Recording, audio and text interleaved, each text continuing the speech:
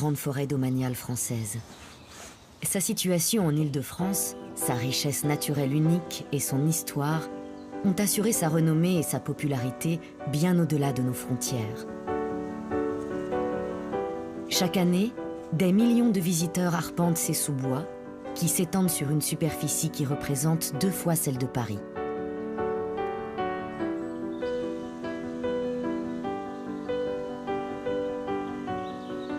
Mais les promeneurs ont-ils vraiment conscience que la véritable nature de Fontainebleau est étroitement liée à l'histoire des hommes? Une longue histoire dont l'Office national des forêts est l'une des héritières et dont elle écrit aujourd'hui un nouveau chapitre. Bonjour, Simon. Victor Avlas. Bon, enchanté.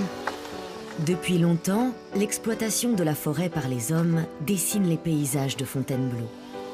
Mais les prémices de cette histoire nous viennent d'un passé plus lointain encore. Qu'est-ce qui caractérise la forêt de Fontainebleau? La forêt de Fontainebleau, en fait, c'est d'abord plutôt son sol qui la caractérise. C'est-à-dire qu'on est sur du sable avec des cahots rocheux, donc des pierres en fait, qui sont amoncelées. Ouais. Et c'est un héritage du passé, puisque cette géologie-là est née il y a 35 millions d'années, avec la mer Stampienne qui était là, présente sur le secteur. D'accord, et donc la mer, en se retirant, a A laissé du sable, D'accord. ça formait des dunes, les grains de sable se sont agglomérés, ça Ouais. formait du grès par endroits, et Uh-huh. ensuite il y a l'érosion qui a fait son œuvre et qui a amené les paysages d'aujourd'hui. On a du chaos rocheux, des pins, très belles photos, mais comment ce paysage a évolué? Au 19e siècle, les forestiers plantaient des pins à cette époque-là pour combler les vides. Parce que le D'accord. forestier avait horreur du vide et disait « moi je m'occupe de forêt, donc je veux avoir la forêt, je ne m'occupe pas d'espace ouvert ». On a planté du pin parce que ça poussait bien par rapport aux autres essences qui mouraient du fait de la sécheresse, du sol, le sableux. L'eau, on n'a pas d'eau à Fontainebleau. Ouais. Donc pour les arbres, c'est assez compliqué, il n'y a pas toutes les espèces qui supportent ça. Ouais. Et aujourd'hui, on a une forêt qui a un mélange de pins, de chênes et de hêtres principalement, avec un peu de bouleau aussi en mélange. Quel est le but de ce chantier? On est sur le secteur de Barbizon, à côté là où étaient les pins de Barbizon, Ouais. et on essaie finalement de redécouvrir, remettre à jour le paysage qu'ils connaissent à l'époque. Un paysage qui est beaucoup apprécié aussi du public aujourd'hui, c'est les cahots rocheux, D'accord. qui étaient complètement envahis par le pin de façon naturelle, puisque le pin revient naturellement ici. Ah oui, donc là, le nef n'est pas juste un coupeur et un vendeur de bois.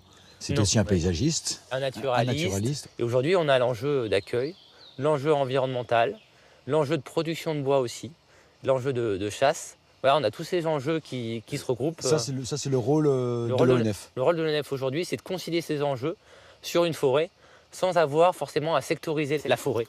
Véritable signature des paysages de la forêt de Fontainebleau, les cahots rocheux sont aussi un obstacle à l'utilisation d'engins modernes dans la gestion de la ressource forestière.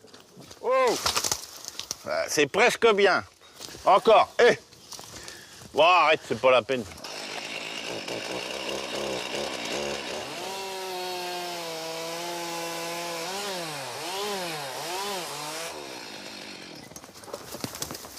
Hop! Recule, à gauche. L'Office national des forêts fait donc appel à Gilles Marty et à ses chevaux de trait pour débusquer les troncs dans cet environnement fragile et peu accessible. C'est bien. This one next, please. To open. Thank you. Ah, donc vous êtes un peu bûcheron aussi? Faut commencer par là. Ouais. C'est pas un métier du cheval, c'est un métier du bois. Savoir servir d'une tronçonneuse, connaître les bois. Allez, allez, allez, allez.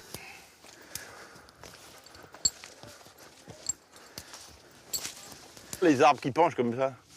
Dans le métier, on appelle ça un fabricant de veuve. Ah. Voilà. Et alors, c'est quoi cette variété de cheval? Alors ça, c'est un trait ardennais. Donc c'est une race très très bien adaptée pour faire ce boulot-là. Ouais. Très rustique, Très puissante. puissante, très calme. Un mental d'acier. Et ça peut tirer jusqu'à quel poids? Alors ça, c'est la question... qu'il faut La pas question que tout le monde pose, c'est l'œil du patron qui dit ça y va ou ça y va pas. Et hop, c'est bien. Et oh, oh, oh. Faut 80 cm pour un cheval, 2,50 m pour un tracteur. Ok. C'est ça la différence. Et hop.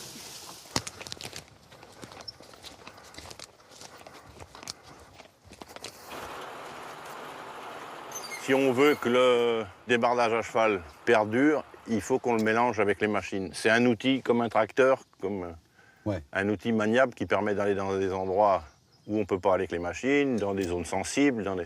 C'est là qu'il faut l'employer. Ah oui, ça coince. Hein. Allez, hop, à droite. Respectueuse des sols et de l'environnement forestier, cette technique ancestrale renaît depuis une vingtaine d'années. Elle reste malgré tout marginale et seule une dizaine de débardeurs à cheval exercent aujourd'hui en France. Cette partie de la forêt faisait le bonheur des artistes romantiques et des peintres naturalistes du 19e siècle.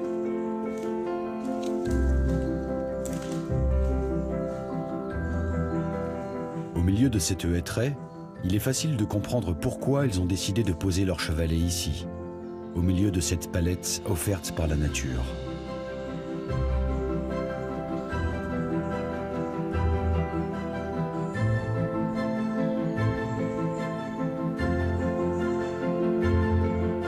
Je réalise maintenant que ce paysage est en fait le fruit de générations successives de forestiers. D'abord principalement tapissés de bruyères et de résineux, d'autres arbres, comme de grands voyageurs cessant d'être nomades, sont venus planter leurs racines ici. Des hêtres géants et peu partageurs qui lancent leurs branches au plus haut dans le ciel pour boire toute la lumière. Des chênes droits ou torturés, ou des bouleaux à l'écorce blanche.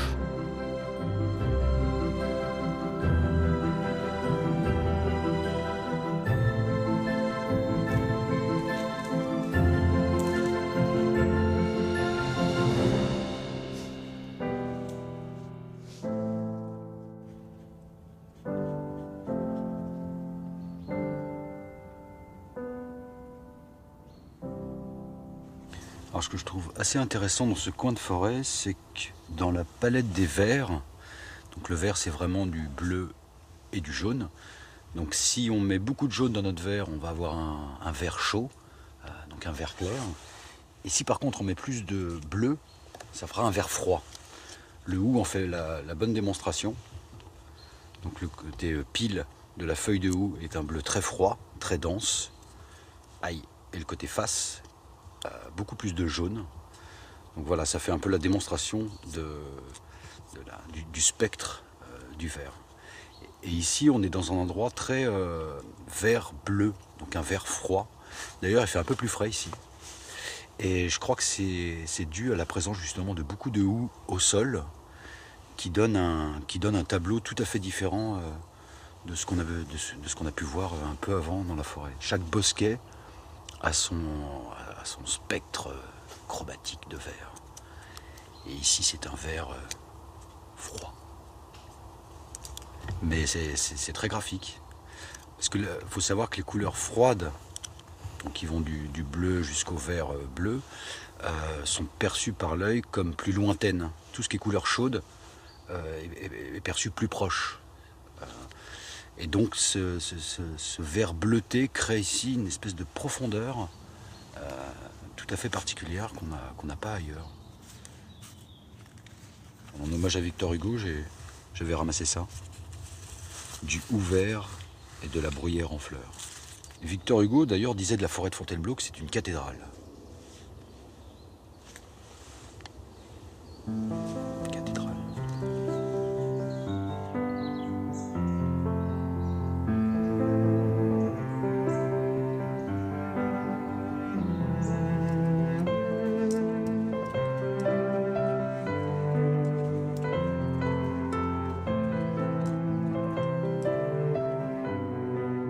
Véritables ambassadeurs de la forêt, les cahots rocheux de Fontainebleau sont prisés par les grimpeurs du monde entier. Mais pour qui veut regarder de plus près, ils sont bien plus qu'un terrain de jeu pour amateurs d'escalade.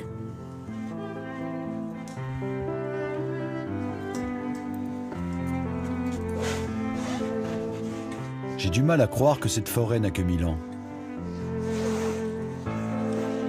En parcourant ces rochers, je me suis toujours demandé à quand remontaient les graffitis des premiers visiteurs. Ici, dans la grotte des voleurs, les périodes de l'histoire se chevauchent et se superposent.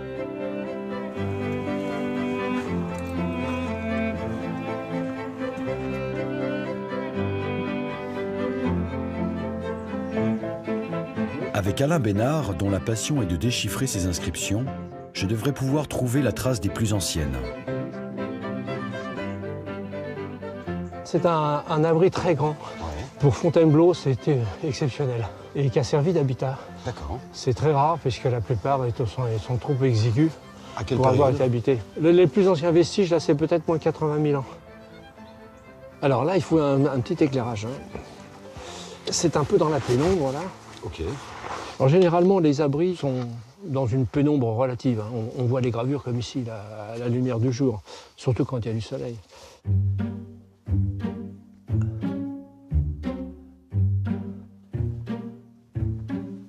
Voilà. Donc une brosse douce de tapissier hein, pour éviter de refaire de la gravure. Parce qu'avec une brosse plus trop raide, on finirait par rayer. Alors c'est ce qu'on appelle une triple enceinte. Ce sont 3 carrés concentriques avec des médianes qui ne vont jamais jusqu'au centre. Alors c'est un symbole chrétien puisqu'on retrouve ce genre de gravure sur des églises du 12, 13e, 14e siècle. Enfin plutôt 13e, 14e siècle. Est-ce que ça représente le monde, la terre, le ciel et l'eau avec les points cardinaux ou la Trinité? Enfin on n'en sait rien. On n'a aucune explication sur la signification dans le contexte chrétien. Alors là, oui, il y a eu des... Je sais pas ce que c'est. Quelqu'un a voulu en fait annuler peut-être la signification, le baran. Ouais. On a l'impression que c'est un geste iconoclaste en fait. Puisque c'est le seul cas connu hein, de triple enceinte qui visiblement a été détérioré volontairement. Alors à côté, on a une double enceinte. Il y en a que 2.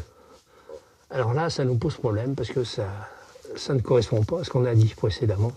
Et on n'en connaît que 4 ou 5 exemplaires. Comme si c'était une triple enceinte inachevée. Mais ce qui n'est pas le cas. Elle est tout à fait normalement constituée. On se lance dans des explications très savantes sur la triple enceinte. Puis à côté, il y a un symbole voisin Qui fout tout en l'air. qui fiche tout en l'air. Pour la masquer, on met un petit peu de sable. Ça évite des graffitis. Parce qu'on s'est aperçu que le graffiti attire le graffiti. Comme le papier gras attire le papier gras. Quand c'est propre, ça reste propre. Alors dans un endroit peu accessible, voilà. Vous voyez ces grandes grilles là, ce qu'on appelle un quadrillage, vous voyez là, Ouais. en tablette de chocolat là. C'est la gravure la plus répandue, mais qui n'est jamais identique. La structure graphique est toujours la même, le quadrillage, mais qui est plus ou moins grand suivant les cas. Le grès, c'est une roche très dure, hein, on ne grave pas en 2 minutes. Hein. Il y a une signification à ce Eh bien non. tablette de chocolat? Ben non. Alors j'ai fait les statistiques pour savoir s'il y avait une constante dans le nombre de mailles, Oui. et il n'y en a pas. L'interprétation de ces gravures demeure en grande partie un mystère à élucider. C'est une passion sportive. Ah oui, oui. Elle témoigne de la présence de l'homme dans la région depuis la préhistoire jusqu'à nos jours. Plus de 1200 abris ornés sont répertoriés à ce jour en forêt de Fontainebleau et dans toute l'Essonne. Une richesse de témoignages du passé unique en France. On dirait une bouche de poisson. Ouais, c'est très curieux. Une conque. Une conque. Ah oui. Une conque, ouais, ça c'est. Alors là, on a par exemple des gravures narratives, ce qui est très rare. Du 19e. Ah oui. Du 19e, un loup est passé par ici. Les moissons ont commencé en 1822. Hein, c'est pas mal, ça, comme histoire. Hein. Ça devait marquer le rythme de vie de ces gens-là. Et alors là, il y a des gravures de pieds. Gravure de pied. C'est ici, là. Alors c'est pas un pied, c'est une semelle en fait. Hein. Ouais. Si on voit pas les doigts de pied. Il y a une signification particulière. Ah ben non, là c'est... Ce ne sont pas des gravures qui sont issues d'une pensée collective, ça, ce sont des initiatives individuelles. Lorsque vous avez un art rupestre qui est codifié, avec des motifs très répétitifs, vous pensez bien que le graveur, on lui impose des gravures. Il ne grave pas ce qu'il veut. Il y a un code. Là, ce sont des gravures historiques qui sont laissées à l'initiative du graveur. Il n'y a pas d'indice dans... Ben, le contexte, hein, c'est des graffitis modernes, hein, ça c'est pas vieux. Hein. C'est pas vieux du tout. Hein. Enfin, moderne pour vous, déjà très ancien. Ah, moderne, oui. Ah, ben, les temps modernes, ça commence avec la Renaissance, hein, Oui. officiellement. Hein. Donc, là aussi, ce sont des termes un peu vagues. Hein. Ouais. J'ai l'impression qu'à travers les pétroglyphes des abris de la forêt de Fontainebleau, c'est comme si on avait un dessin chronologique de la grande histoire de moins 80 000 à avant-hier. Ben oui, tous les hommes qui se sont succédés sur place ont voulu laisser une petite trace écrite. Hein. C'est universel, la rupestre, hein, c'est universel. Universel et à travers le temps. Universel dans l'espace et dans le temps. Ouais. Voilà, c'est vraiment un des universaux de la nature humaine, ça. À chaque période de l'histoire, son lot de témoins, et ce, depuis la nuit des temps. N'est-ce pas là une définition de l'art, témoigner de son temps? Les graffitis récents sont souvent moins travaillés que par le passé. Pensons aux promeneurs du futur, qui découvriront qu'au XXIe siècle, les hommes étaient bien trop pressés pour soigner leurs témoignages. Je voudrais camper en forêt, mais c'est désormais interdit dans les forêts domaniales ou nationales. Bonjour. Je dois tenter ma chance dans un bois privé. Je me suis demandé, bonjour, est-ce que ça vous ennuie si je plante ma tente dans votre forêt? Écoutez, là-bas, il y a une clairière. Vous pouvez vous mettre là-bas, D'accord. si vous voulez. Super. OK? Eh ben merci beaucoup. Pas de problème. Bon, Là-bas. bonne fin de journée. Au revoir. Au revoir.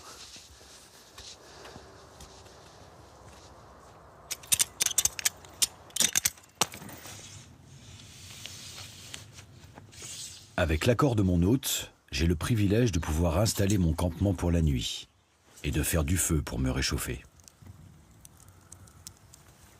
Le feu est espiègle. Comme un enfant turbulent, il exige une vigilance toute particulière au risque de devenir un monstre dévoreur de sous-bois.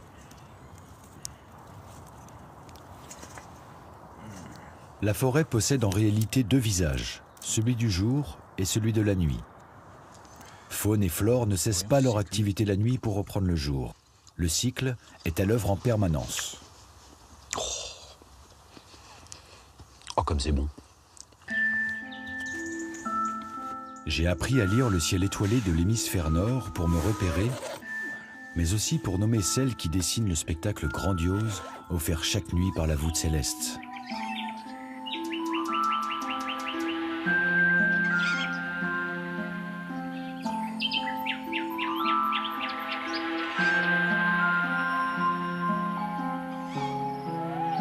Je quitte mon campement avant les premières lueurs du jour pour retrouver un spécialiste d'une autre espèce animale qui ne survivrait pas sans les étoiles. L'ornithologue Didier Sénécal m'attend au marais de l'Archamp, qui se trouve à la lisière de la forêt.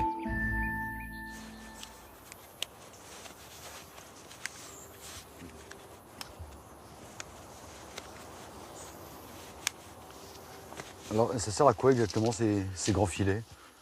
Alors, ce sont des filets qui sont dissimulés entre deux écrans végétaux Ouais. et qui vont nous permettre d'attraper des oiseaux migrateurs.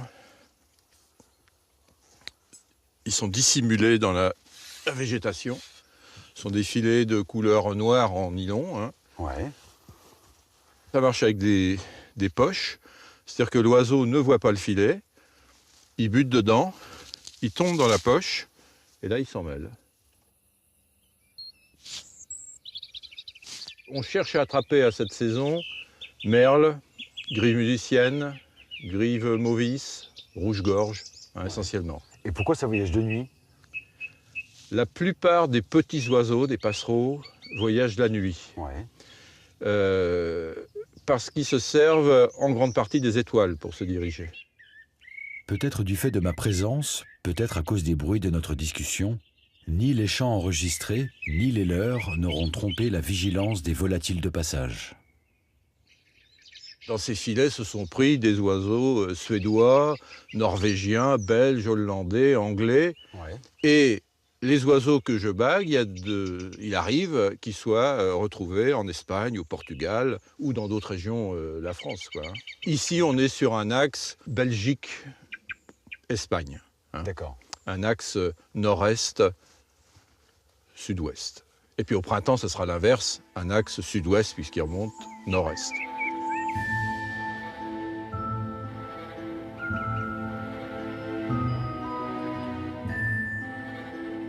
Le marais de l'Archamp, c'est tout simplement le plus grand, le plus beau marais d'Île-de-France. Mais ce qu'on a en plus à Fontainebleau, c'est un petit côté méditerranéen.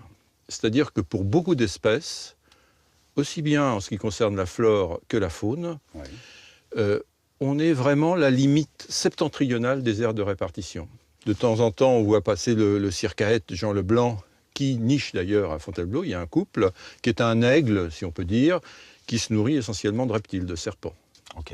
Alors, plus au nord, c'est fini, ça n'existe plus. Vous voyez, on est vraiment la limite septentrionale, quoi, hein. Un ornithologue, un naturaliste en général, il est ici avec un tout petit peu d'imagination.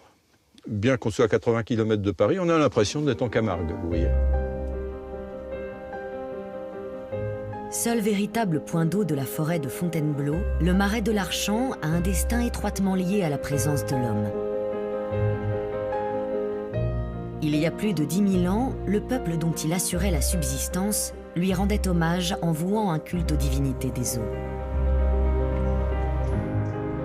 C'est sans doute là l'origine profonde de ce qui fait de l'Archamp un endroit mystique, jusqu'à devenir au XIIe siècle un haut lieu de la spiritualité chrétienne.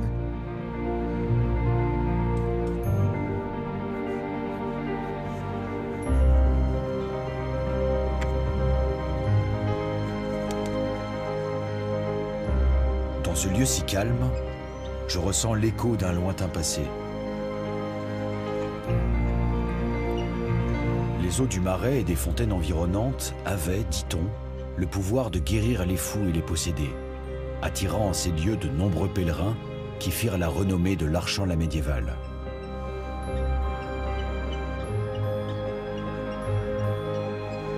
Creusement de canaux pour l'élevage de poissons, fauchage des roseaux, pâturage de bovins et de chevaux, exploitation forestière. Pendant toute l'histoire du marais, les activités humaines l'ont entretenu et préservé. Ah, vous avez une belle vie, les mecs, ici. Mais à la fin des années 1970, l'état du marais livré à lui-même était très préoccupant. Pour éviter sa disparition, il a fallu rétablir la diversité originelle des habitats. Sous l'égide de Jean-Charles de Moutier, propriétaire des lieux, un réseau de canaux est creusé et le reste laissé en réserve intégrale. Avec le temps, la vie reprend ses droits dans le marais. Le succès de l'entreprise est tel que depuis 2008, le marais de l'Archamp est classé en réserve naturelle régionale. Aujourd'hui, Victoire de Moutier a repris en charge la gestion de cette réserve biologique exceptionnelle de 110 hectares que son père a contribué à sauver. À l'heure actuelle, on est la réserve la plus riche d'Île-de-France. D'accord. La plus riche en termes en faunistique et floristique. D'accord. Ouais. Et on a encore, on va dire, tous les quelques mois, on redécouvre des nouvelles espèces qui viennent d'arriver et qui sont rares, ou alors qui étaient là mais qu'on n'avait pas étudiées. Et donc, on augmente un peu notre spécificité. On va aller faire une petite balade. Ouais. Tu vas voir, je suis plutôt sympa comme cavalier.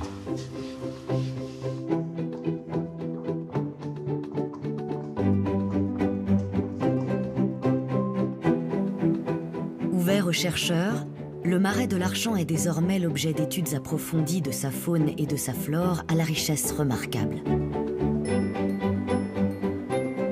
Tu vois, là, le niveau de l'eau, il a vachement remonté. On avait presque plus d'eau, là, à une époque. Ça remontait quoi, en 1 an, ça En 2-3 ans. 2-3 ans. Ouais. Ça, c'est ce dont on parlait, la partie réserve intégrale, où on ne fait rien. C'est hyper marécageux. Ça se voit d'ailleurs. T'as tout qui pousse, et là, ça se gère tout seul. Le caractère atypique de ce paysage, son importance écologique et sa fragilité, imposent une attention particulière afin de mieux comprendre et protéger ce joyau méconnu de la forêt de Fontainebleau.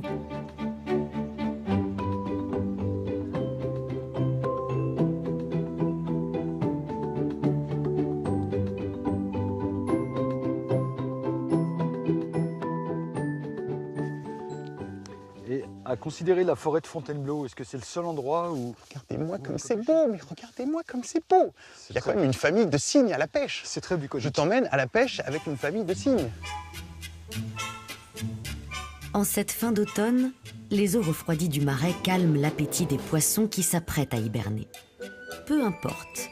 Pour Benoît de Villemorin, attraper du poisson n'est pas forcément l'essentiel dans l'art de la pêche. Ce qui est génial avec la pêche, c'est que c'est une activité où le temps t'échappe. Et finalement, le temps, c'est la chose qui nous hante le plus, c'est la chose qu'on maîtrise le moins. Et à la pêche, tout d'un coup, tu es ailleurs, tu es concentré, tu te transformes toi-même un peu en prédateur.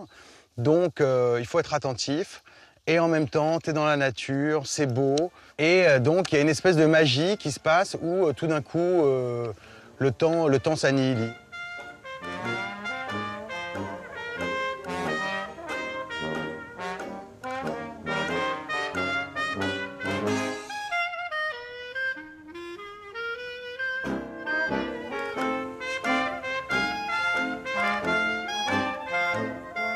Une des caractéristiques sympas du pêcheur, c'est que c'est un personnage qui est toujours rempli d'espoir. Ça, c'est bien, ça. Parce que grâce à ça, tu es toujours en train de te dire il va se passer un truc, quoi. Ouais. Tu as envie qu'il se passe un truc, toujours. Le marais de l'Archamp baigne dans une atmosphère de bout du monde. Il ressemble à un lieu originel où tout commence, où tout s'achève.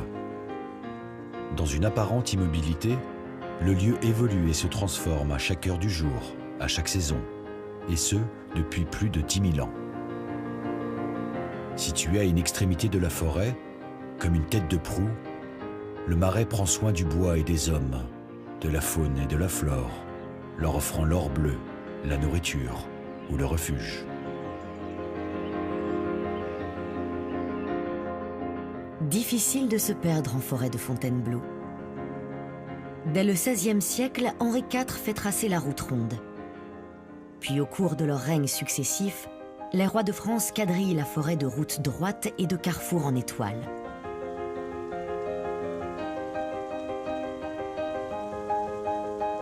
Des aménagements qui facilitent leur déplacement et la traque du cerf ou du sanglier lors des chasses à courre.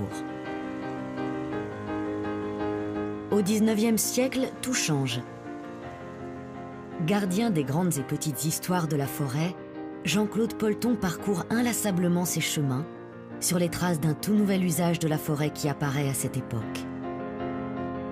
Fontainebleau était un haut lieu de la chasse à courre, des chasses royales. C'était aussi un haut lieu du tourisme, du fait, d'une part, de sa proximité de Paris, et d'autre part, parce que la mode du tourisme à Fontainebleau a été lancée, si je peux dire, par les peintres de Barbizon et les écrivains romantiques. Ce qui a donné l'idée aux bourgeois parisiens de venir se promener à Fontainebleau. Vers quelle période? Alors on est en 1830-1840.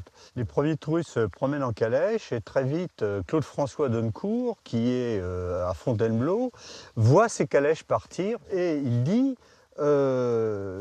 aller dans la forêt, oser pénétrer à l'intérieur de cette forêt, parce que regardez ces beaux rochers, il y en a encore plus pittoresques que les autres que j'ai repérés là-bas, et il va tracer de ci, de là, à partir de 1842, donc ce sont les premiers sentiers balisés du monde, parce que très vite il va les ponctuer pour pas que les gens se perdent, de grandes flèches bleues, et ensuite il va faire des circuits qu'il va mettre en valeur dans ses guides et dans ses cartes. Ah, donc Fontainebleau possède les premiers sentiers de randonnée en fait. Voilà, les premiers sentiers de randonnée du monde. Oui, oui. D'accord, on cherche le Denko. Ah bah c'est par là.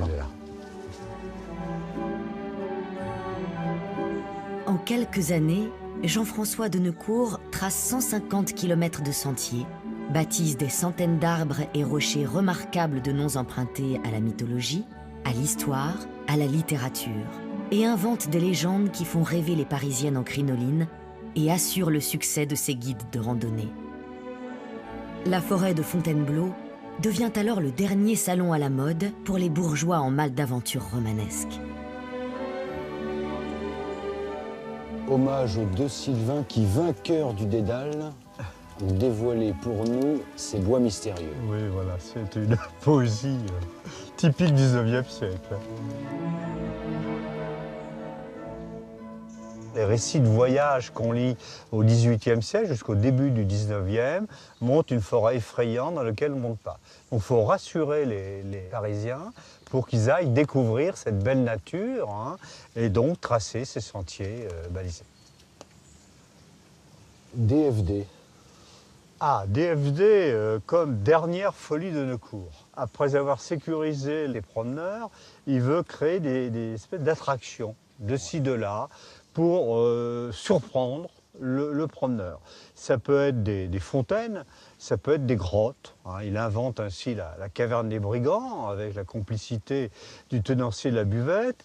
Et ici, c'est sa première grande réalisation où il va créer une grotte qu'il va faire dégager le sable par des carriers, ensuite soutenir par des murets de pavés, pour pas que les rochers bougent. Et ses amis s'inquiètent. Tu dilapides ton héritage, vous dilapidez votre héritage, arrêtez vos folies. Et j'en fais le serment, j'arrête, ce sera ma dernière folie. D'où DFD, dernière folie de Neucourt, ou grotte du serment. Voilà, donc là c'est le tunnel d'accès avec des puits de lumière qui donnent une très belle entrée. En pleine période romantique, la forêt de Fontainebleau attire de nombreux artistes précurseurs de l'impressionnisme et des courants picturaux qui marqueront le XXe siècle de leur empreinte.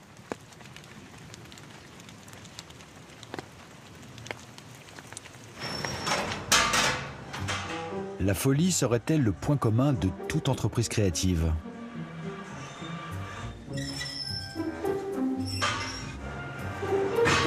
En tout cas, la forêt de Fontainebleau a le pouvoir d'attirer les initiatives les plus inattendues.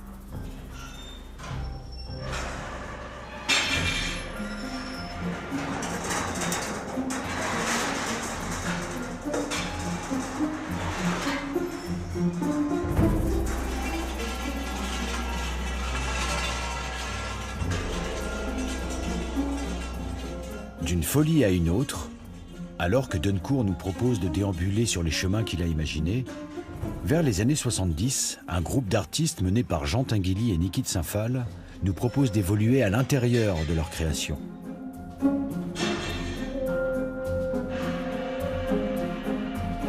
Du haut de ses 22 mètres et fort de ses 300 tonnes de béton et de fer, le monstre reflète les nuances de la forêt, mais peine à s'y camoufler. J'adore le Cyclope, que je pourrais comparer à un parc d'attractions verticales pour adultes en manque d'enchantement.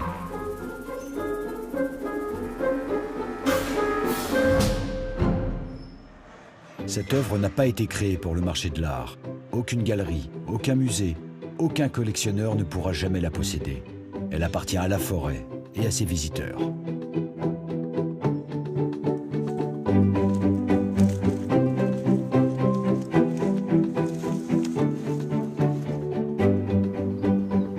Les paysages variés de Fontainebleau inspirent les artistes autant qu'ils ravissent l'œil du promeneur.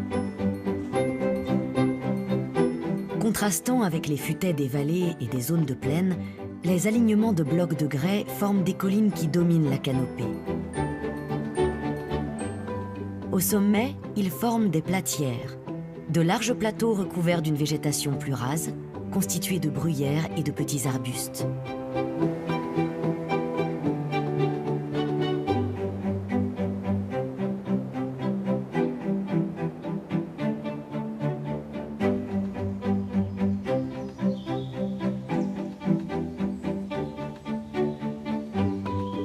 Seule source d'eau de cet environnement aride, la pluie forme des mares temporaires, au nom qui souligne la magie des lieux. Le sous-sol de la forêt est principalement constitué de sable qui est à l'origine des énormes barres rocheuses. Véritable trésor géologique, ce sable blanc est l'un des plus purs au monde. Il est exploité depuis le XVIIIe siècle pour la verrerie d'art, l'optique de l'aérospatiale, et a servi à la fabrication des dalles de verre de la grande pyramide du Louvre. L'un des terrains de jeu de mon enfance se trouve justement sous une platière, dans une ancienne carrière de sable souterraine. Je bravais l'interdit pour venir là, et brisais par ma présence le silence de ce monde mystérieux, où le temps semble s'être arrêté.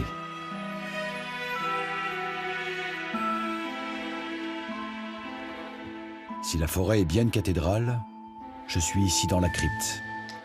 Mais qui sont les hommes qui l'ont creusé ?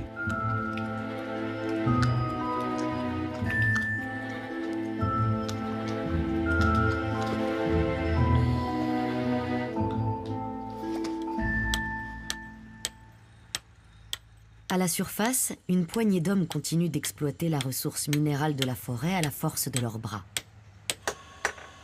Le grès dur et abrasif qu'ils taillent en pavé émousse rapidement leurs outils et assure à la forge un travail quotidien. Je peux essayer, monsieur? Je peux essayer, moi? Ouais?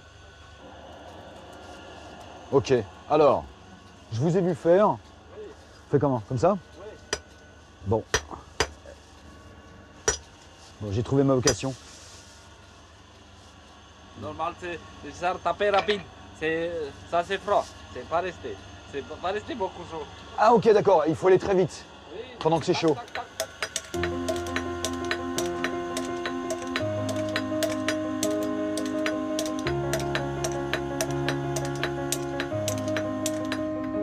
Dernière carrière de pavé en grès de Fontainebleau en activité, l'exploitation de Francisco de Oliveira est l'héritière d'une aventure humaine et industrielle qui remonte au Moyen-Âge.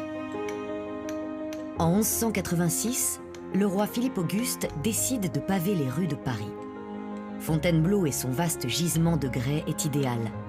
La proximité de la Seine permet de transporter facilement des tonnes de pavés vers la capitale. C'est une pierre qui est très rugueuse, très abrasive. Et donc la particularité, c'est qu'elle va arracher le métal à l'époque, des bandages charrettes de roues, des sabots de chevaux. Ouais. Elle va user tout ça, mais elle ne s'usera pas. Donc c'est une pierre, une fois qu'elle est posée, c'est fini, on est tranquille pendant 100, 200 ans. D'accord.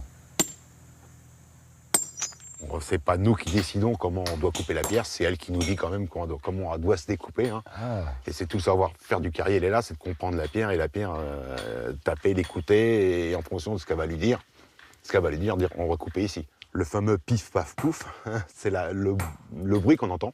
Okay. Pif, quand tapant, pif, paf, pouf. À savoir que le pif, c'est un grès qui est très, très, très dur. Okay. Voilà, ce qu'on va appeler du grès vif. Le paf, c'est du grès franc, c'est ce que cherche le carrier. Le paf. Voilà, le paf, voilà. Et le pouf, c'est un grès qui est très friable. C'est le fameux grès que, je sais pas, vous avez peut-être dû voir, vous prenez, vous le jetez, puis tac, il s'éclate. Ouais. Il s'éclate en poussière. Et pas d'explosif? Non? Rien d'explosif. Que à la main? Tout à la main. Waouh! Reconnu pour ses grandes qualités de dureté et de résistance, le grès de Fontainebleau sera choisi pour la construction d'édifices prestigieux, comme le château de Fontainebleau, mais aussi le pavage des rues et des grands axes routiers de la région.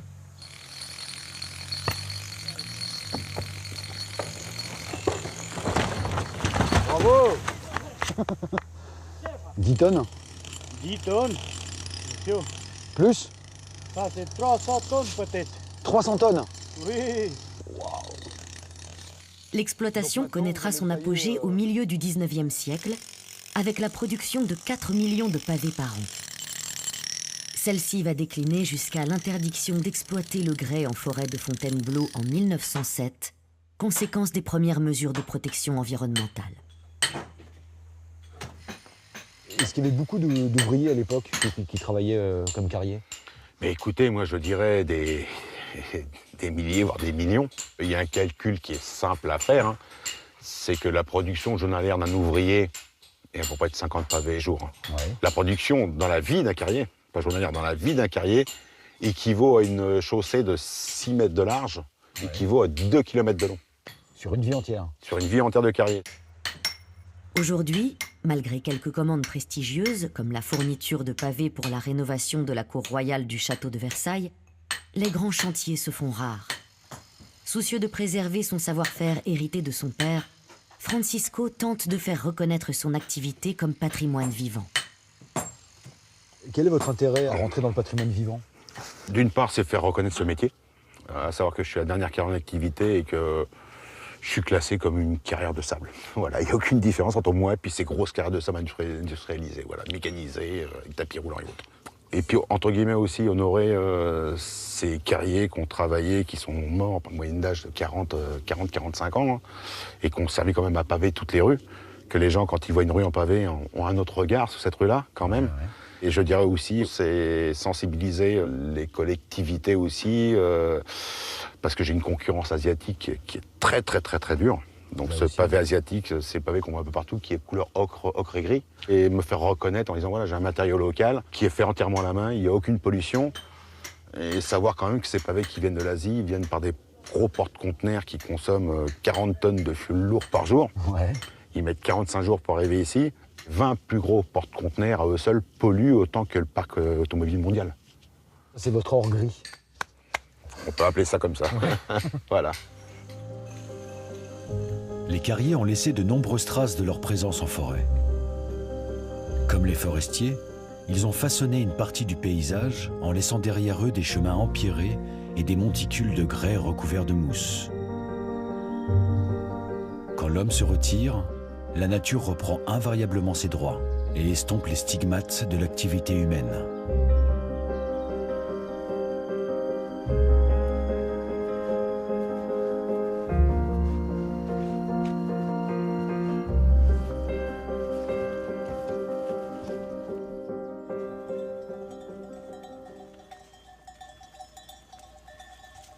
Aujourd'hui, l'action des hommes vise avant tout à préserver les équilibres écologiques.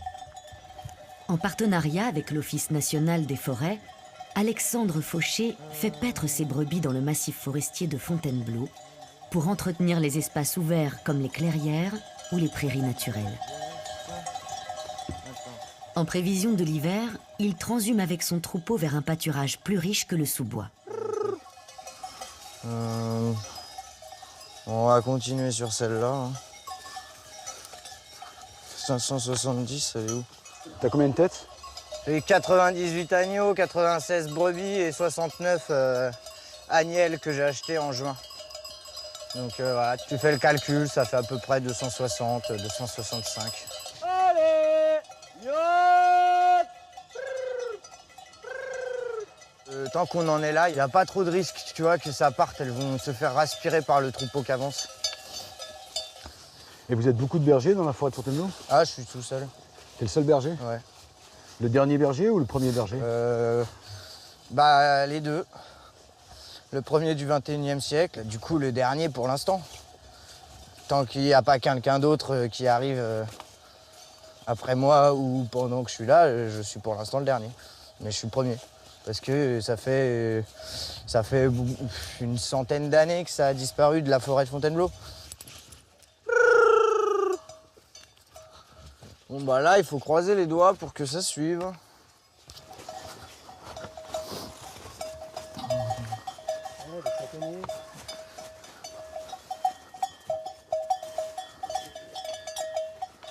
Ah, il y a des belles couleurs là, dis donc. Ouais, c'est magnifique. Et c'est aussi pour ça que t'es berger, pour ce genre de paysage? Bah, entre autres, ouais. C'est pour être dans la nature tout le temps, quoi. Ouais. Et puis parce que je m'éclate plus avec mes moutons que dans un bureau, tu vois. C'est contrainte d'horaire, c'est contrainte de... Il fait beau la semaine, bah, tu travailles dans ton bureau, puis si ce week-end il pleut, bah tant pis pour toi. J'étais pas heureux là-dedans, tu vois, j'étais pas bien. J'arrivais pas à me retrouver. Alexandre est né à Melun. Il a grandi en ville dans une famille sans lien avec le monde agricole. Devenir berger était donc loin d'être un destin tout tracé pour cet enfant de la ville. Ah non, il y a des glands, putain. Allez, allez. En ressuscitant cette activité pastorale en forêt de Fontainebleau, il a fait le choix d'une vie résolument tournée vers la nature. Vous commencez à avoir faim, les filles? Que des filles? Il y a les agneaux avec, mais tous les mâles, on va les manger, donc on dit les filles. Il n'y a que les brebis. Hein. Les béliers, je les mets le 15. Les agneaux, je les vends en AMAP. C'est quoi une AMAP? Donc c'est des associations de consommateurs qui se sont réunis autour de maraîchers, principalement en agriculture biologique. Et du coup, moi, je profite de ces associations pour proposer ma viande et la vendre directement aux consommateurs. Mettre dans un circuit court? D'être dans un circuit court, local, et qui se posent des questions sur l'agriculture de demain, sur le respect de l'environnement. Parce que si je vendais à des groupements, bah, je me ferais bien enfler. On va traverser l'autoroute là. On va couper la circuit sur l'autoroute. Non. Bah tiens, tu vas voir. Non, je rigole. On passe en dessous.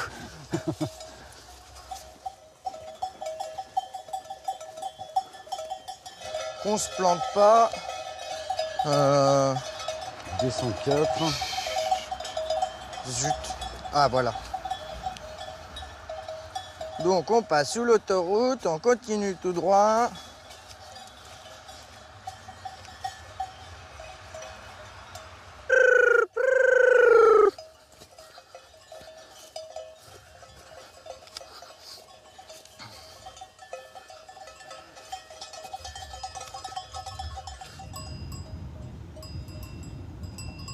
Là, on fait une transhumance, on arrive ici, je suis content.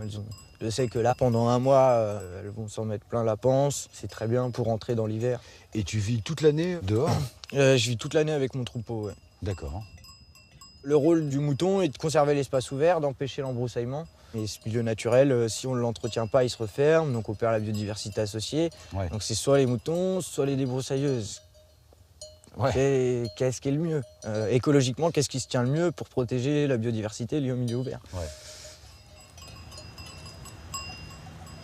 Je me vois bien pendant une dizaine d'années, une vingtaine d'années, peut-être plus, en forêt de Fontainebleau, à faire de l'élevage. Eh ben, je te le souhaite. Ouais. Pour rester avec son troupeau au cœur de la forêt, Alexandre a adopté un mode de vie nomade. Il est aujourd'hui le seul véritable habitant permanent de la forêt, qu'il parcourt au gré des transhumances. Comme Alexandre et son troupeau, la forêt de Fontainebleau est une grande voyageuse. Son sable est si pur que transformé en verre, il part pour les étoiles. Ces rochers viennent paver le trottoir de nos rues. Ces bois créent de nouveaux planchers ou de nouvelles charpentes. Ces graffitis voyagent dans le temps et ces croyances traversent l'histoire.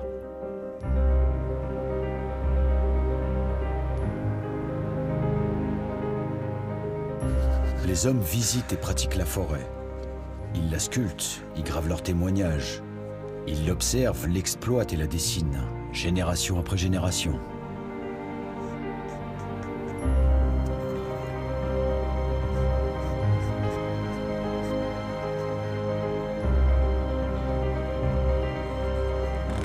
Cette grande balade m'a permis de composer un nouveau tableau de la forêt de Fontainebleau, que je croyais connaître. Alors que mon voyage prend fin, que l'hiver impatient s'invite par surprise sur les couleurs d'automne, la forêt semble nous observer, bienveillante, en nous murmurant à l'oreille que c'est le même monde que nous partageons.